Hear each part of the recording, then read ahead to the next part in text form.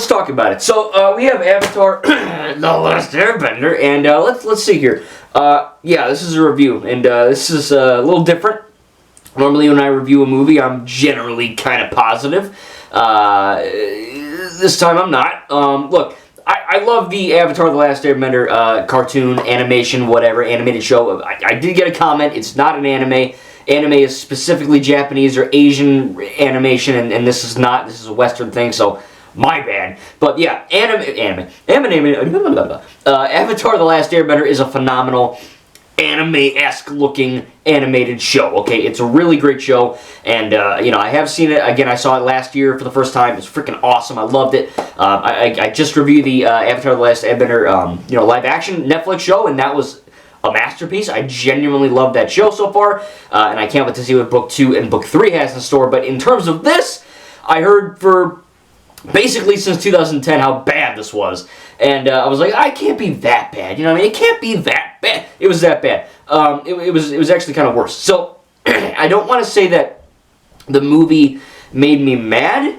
It more made me sad. Because after watching the original source material, after watching the Netflix live-action show, this just felt like a bastardization and just a big old middle fingy to everyone who knows and loves this show. I swear to God, M. Night Shyamalan, he didn't watch the original show. He couldn't have. Because everything is wrong. Like, everything is... It's wrong. I don't get it. Like, you know, you have Aang. And obviously, it's kind of a meme, but it should be. He's Ong, like a monkey going oh, like that. Like that's his name, Ong. I believe it's Oong, Ong. And then you have Sokka, like I guess the British version of Sokka, right? Or Australian, I guess. It's just Sokka. I don't know why. I mean, I guess they saw Ahsoka from Star Wars. It was like, oh, they kind of look the same. So yeah, they're calling Aang, Ong, Sokka, Soka. They got Katara right. So they didn't mess that one up. They say Ba Sing Se correctly. I'm shocked they didn't say Bu Sing Su or whatever. You know what I mean? Like, how do you get your names wrong? Like, I don't understand that. And don't tell me, oh, it's a new version. Like, no. The Avatar Netflix show is a new version of the original source material.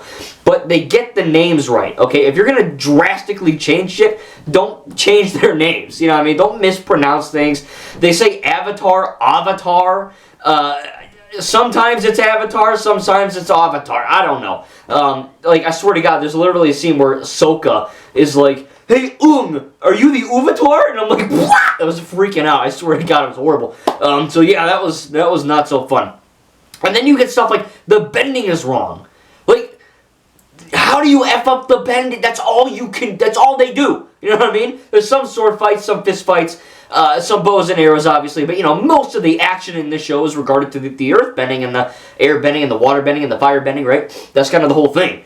And it's not, like, horrible, but... You know, in the animated show, and in the live-action show, you know, they still do their crazy kung fu moves, but it's not like a kung fu move. You know what I mean? Like, I don't know how to word it. It's not like Jackie Chan is doing crazy kung fu stuff.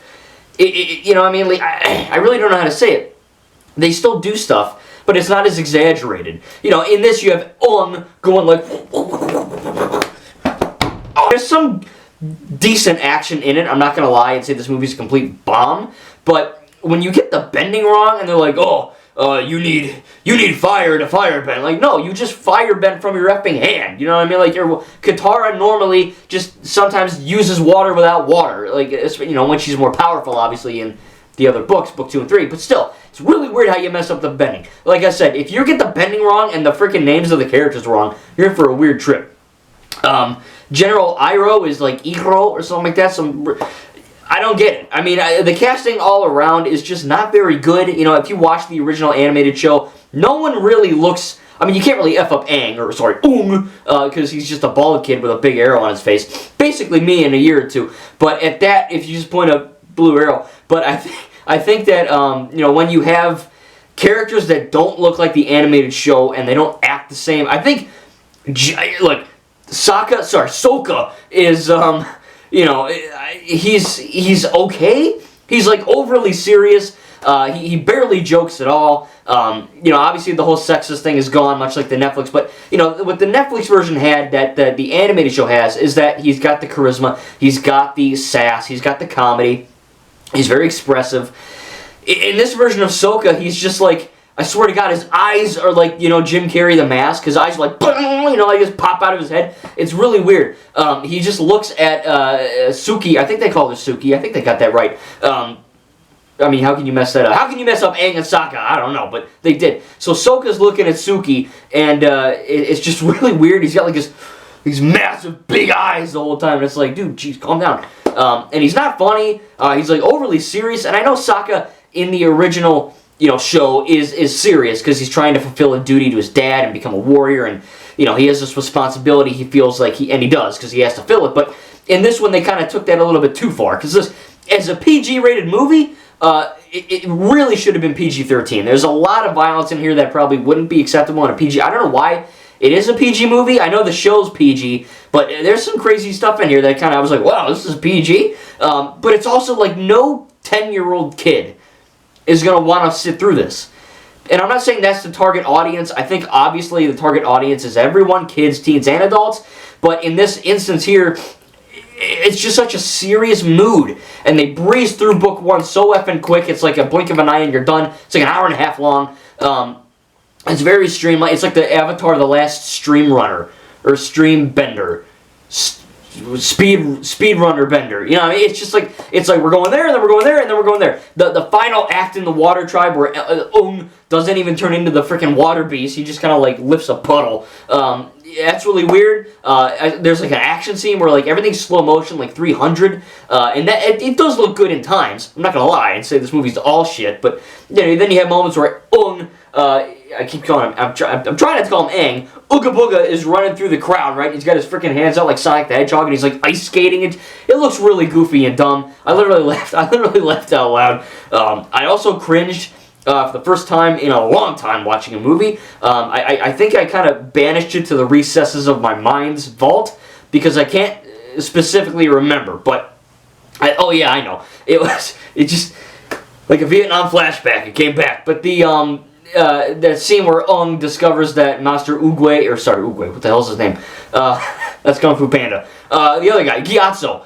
They got that right. They got Roku. They got Kyoshi or whatever her name is. It's whatever. But, there's a scene where Ung finds out that all his friends are dead, his master's dead, and all the airbenders are extinct, and he's the last airbender, right? Duh! Name of the movie. But, with that being said, in Star Wars Revenge of the Sith, where Darth Vader finds out, that Padme's dead, and he goes, no! Like that. I hate that scene with a passion. I genuinely hate it. Also, when Luke finds out that Vader was his father in The Empire Strikes Back, he has these big-ass bunny teeth, and he's like, no! Like that, and he screams. I hate when people scream no. You know what I mean? That's why I'm so thankful Rey in The Rise of Skywalker, when she found out she was a blood Palpatine, I'm so glad she didn't scream no. Thank God. It's just so much better acted in Episode 9, but one of the things I hate is, again, people screaming no. It can be done good, particularly if it turns into like a yell or something like that. But if you're just going, no, it's like, all right, just shut up. You know what I mean? Just get out of here. And Ooga Booga kind of does that because it's like a really sharp cut. It's like a really sharp edit. And Oogie goes, ah! He starts like literally screeching like a demon from hell. And I had the soundbar up, and I'm like, like fuck, you know what I mean? And I'm like, Jesus, turn it down! Grabbing the remote. I mean, this kid screams like really effing loud, and he's 10, so it's like, it's like really weird. It's like Elmo, and I just didn't like it. It was very, very oddly edited too, and it was just no good. Also the editing in general is kind of wonky. I mean, there are good music, I'll give him that, but the music sometimes just like abruptly edits or cuts away to a different scene, or you'll have a scene where the bad guy, Firelord Ozai, right, who is sitting on his throne, right, and some other guy, Zhao, which they got that right too. Zhao walks up and he's like, hey. He says something like, "Oh, your son Zuko is apparently alive and he's chasing the Avatar." And what's his face is like, "Really?" He's like, "Yep." And then it just quick cuts to like it's like a 5 to 10 second scene, really effing quick, very strange. You know what I mean? Like take some more time with your shots. and take some, better time with your editing to kind of make scenes, last a little longer than they should, like, 5 seconds. Really weird stuff. Again, the music is fine. I think some of the action is good. I think that when Zuko shows up to rescue Aang with his blue mask, kabuki-looking mask thing, it looks really badass in the animated show, really good in the Netflix show, and then in this, they decided to make it like a weird, 99-year-old, but, he's on meth and his hair grew out and he's still got black hair. I don't know how to, word it. It's really freaking weird. It's like a Rob Zombie movie. He's, like Zuko is on all fours like a wolf, and he's, making these weird noises. He's got the hair. It's horrible, man. It literally looks like poop, and I don't know why they did it. Really weird. But there is an action scene where he does kind of rescue Ooga Booga, and they're kind of fighting the guards, and it looks fine. There is slow motion, but, some of the choreography, it's good. I'm not gonna lie. Some of it was pretty badass. I think it's a really cool scene. I guess kind of like the Last Jedi Throne Room scene, but a trillion times worse. It's like that, where you have Rey and Kylo when they're fighting the Praetorian Guards. It's like that, but, it's Ooga Booga and Zuko in the blue weird mask, and they're fighting all the guys. And it looks competent. It looks good. And I was like, oh, okay. They're dodging and they're weaving, and he's hitting swords, and he's slashing, killing guys, and Ooga Booga's, using the wind. I mean, it's just some good stuff, And then they leave, and, they shoot the arrow, and it hits his mask, and that looks good. There is some decent stuff. I think the guy that plays Zuko is really good. Dave Patel, I think. He's in other stuff now. Speaking of Ooga Booga, he's in the Monkey Man movie. I don't think he's a monkey. I think he's a dude. I haven't seen that movie, but I don't think he's actually a monkey from the zoo. Maybe he turns into an animal. I don't know. But in this, he's decent, okay? He's not a great Zuko, and they kind of, weirdly don't give you the scar. It's it's barely noticeable. It's really weird. I don't know what they were doing there. So look, Katara is okay too. I think genuinely, I think Katara in this film is maybe even a little better at acting than Katara in the Netflix show. She's not horrible in that show, but she is a little bit wooden sometimes. And I think that this Katara was a little bit more, giving emotion, I think, than just we gotta go away, I don't know. Overall, again, look, I really, this isn't news to anyone. I genuinely wanted this to be good, and again, there are good elements of it. A lot of the shots are very good, okay? The cinematography is pretty dope, not gonna lie. It looks good. The effects look fine for a 2010 movie, okay? Look, as a movie, it's pretty bad. As a Nickelodeon movie, where their budgets are normally pretty dismal, as a Nickelodeon film, it's actually good. Because most of it's either you get the SpongeBob movie, or fucking Drake and Josh go to the mall and harass Santa. And Oprah's there. And then you get this, and it's this is a big step up. But again, some of the, while the CGI can look fine, you have moments where, this guy's and he makes this weird, poopy face, and, a little fireball comes out of his face when they're rescuing the Earthbenders, and Ooga Booga's you need to stop doing this! I ran away, but I'm back! It's oh my god, the writing is dog shit. But at the same time, you do get, really bad effects too. You get the Earth guys, and I can't do it because you can only see half of me, but I'm stopping. They go, they stomp their feet like a bunch of, I don't know, a bunch of protesters. And then they go, and one little pebble, like a little bolt, like a little rock from your backyard, moves across the screen, really slowly. And it's just really weird, because in the animated show, and the Netflix show, the bending is effing awesome. It's fast-paced, it's chaotic, it's energetic, it's kinetic, and in this it's it's barfing out rocks, and it's just a 1 mile an hour, no good, just really bad. I don't get it. And the end is really weird too, because they spend a lot of time, like I said, with Ooga Booga trying to get the water. They race through everything else, and then they stay on this third act for an hour, it seems. And again, it's not all horrible. They do follow book one. They're hitting the things you expect them to hit when they do it right. So it was kind of cool to see that, but it's just everything around it is just so soulless and empty, and I feel kind of bad, because the guy playing Aang or whatever, he tried. Everyone clearly didn't want to make a bad movie, but M. Night Shyamalan decided to write, produce, and direct, and because of that, I think, I genuinely don't know if he even watched the original source material. I don't know. How the hell do you get Ugg from Aang and Sokka from Sokka? Like, I get it, but, like, watch episode 1. They say all their names, you know what I mean? I don't get it. It's weird. The effects are pretty bad. The writing is downright horrible.